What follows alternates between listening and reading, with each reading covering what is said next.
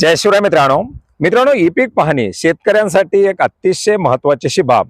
पीक विमा असेल, पीक कर्ज असतील, शासनाच्या विविध राबवल्या जाणाऱ्या योजना असतील, या सर्वांच्या लाभांसाठी ई पीक पाहणी करणं अतिशय गरजेचं आहे.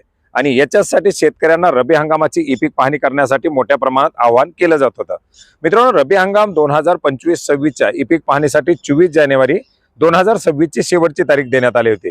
बऱ्याच साऱ्या शेतकऱ्यांनी ई पीक पाहणी केली. बरेच सारे शेतकरी ई पीक पाहणीपासून वंचित होते. आता या वंचित असलेल्या शेतकऱ्यांच्या माध्यमातून विचारणा केली जात होती की शेवटची तारीख संपलेली आहे, आता ई पीक पाहणी करता येणार का? तर हो मित्रांनो, जर तुमची काही कारणास्तव ई पीक पाहणी राहिलेली असेल तर 25 जानेवारी 2026 ते 10 मार्च 2026 या कालावधीमध्ये सहायकाच्या माध्यमातून ही ई पीक पाहणी केली जाणार आहे.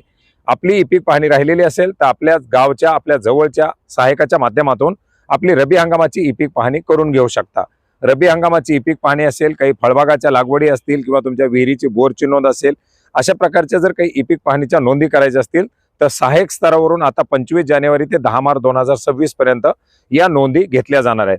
तुम्ही ई पीक पाहणीच्या ऍप्लिकेशनमध्ये आपली ई पीक पाहणी झालेली का, ते ई पीक पाहणी दाखवते का हे तपासू शकता.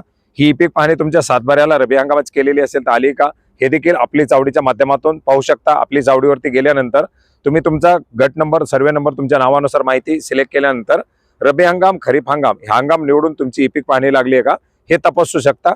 आणि ई पीक पाहणी लागणं हे अतिशय महत्त्वाचं असं आहे, कारण कुठल्याही बाबीचा लाभ मिळण्यासाठी सर्वात प्रथम तुमच्या सातबाऱ्यावरती तुमच्या पिकाची नोंद असणं गरजेचं असतं.